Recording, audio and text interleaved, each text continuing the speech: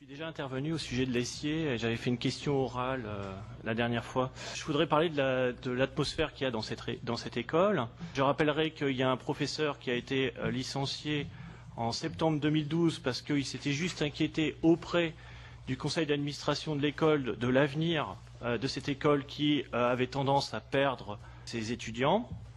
J'ai aussi le cas d'un élève qui avait été intégré par un dispositif, vous savez, c'est le dispositif égalité des chances qui permet à des élèves d'entrer avec disons, des réductions de frais de scolarité et tout ça, et qui n'a pas eu en 2011 de remise de diplôme. On ne sait toujours pas s'il l'a eu ou pas. Et on a actuellement une nouvelle chose, c'est une secrétaire qui est hôtesse d'accueil qui aussi est en arrêt maladie. Et elle est en conflit avec l'école à propos de harcèlement. Alors, quand j'avais posé ma question la dernière fois, on m'avait répondu « Oui, mais c'est une affaire qui concerne l'école en interne, ça ne concerne pas Amiens Métropole ». J'avais dit pourtant que nous sommes financeurs, nous donnons 500 000 € et nous sommes quand même responsables de savoir ce qu'on fait des subventions. Mais pour répondre à cet argument, j'ai regardé les statuts de l'ESIer et j'ai vu que au CA, il y a 9 membres des collectivités, 3 pour Amiens Métropole, 3 pour le Conseil général et 3 pour la région.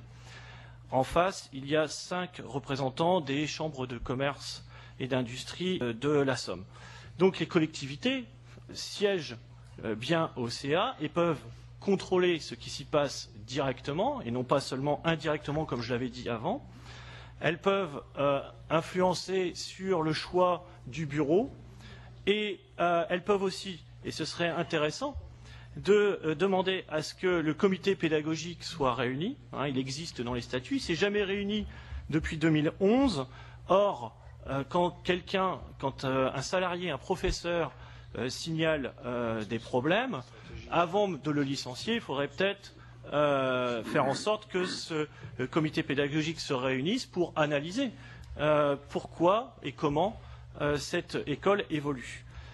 Donc voilà, au-delà du fait que la position de principe, du fait que cet argent, on pourrait le consacrer à autre chose, comme l'avait fait le Conseil général dès 2008. Monsieur Cardon.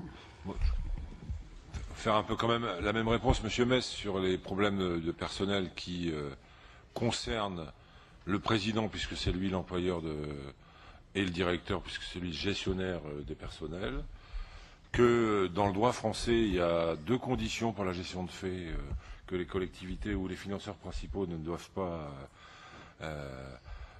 dépasser, des lignes jaunes.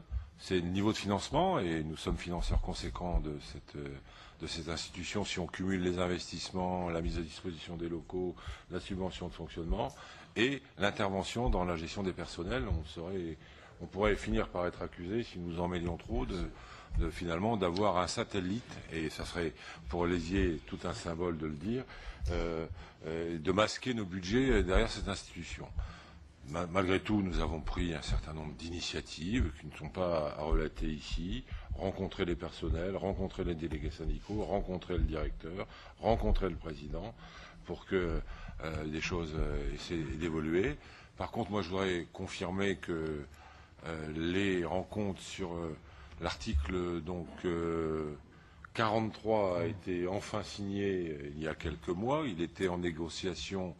La négociation avait démarré avec un président de l'université qui s'appelait Gilles Demailly, pour vous montrer les délais qui sont nécessaires pour aboutir sur ces dossiers.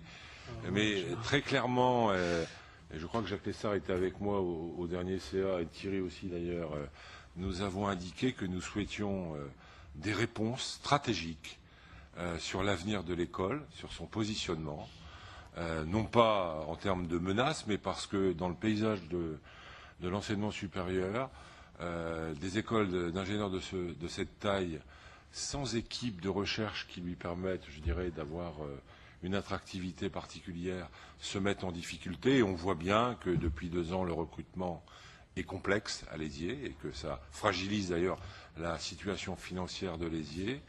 Et donc, je pense, et nous espérons, en tout cas, la volonté a été affirmée par le président et je l'ai relayée, que nous souhaitions le plus vite possible l'intégration de Léziers au sein de l'UPJV.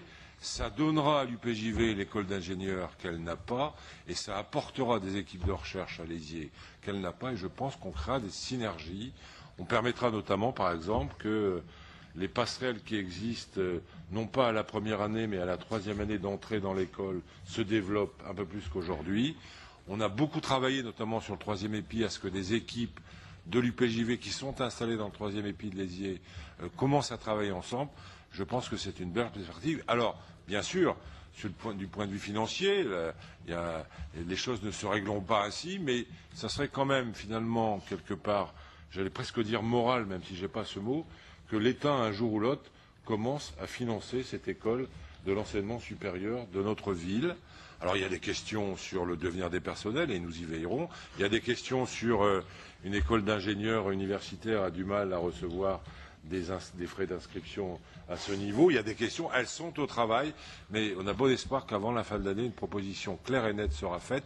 N'importe comment, vous avez comment entendu que les CCI étaient soumis à une forme de RGPP et qu'elles avaient diminué leur budget de 30% dans les 5 ans, nous y sommes, et que la question se pose à tout le monde, mais que malgré tout, l'attachement que nous avons à cette école reste ferme. Nous, ce qu'on veut, c'est qu'elle se développe, mais pour se développer, elle a besoin de s'adosser à une institution d'une plus grande taille, et l'UPJV nous paraît bien placée. Merci de ces précisions. Qui est contre? 2. Qui s'abstient? Donc adopté. Le point suivant.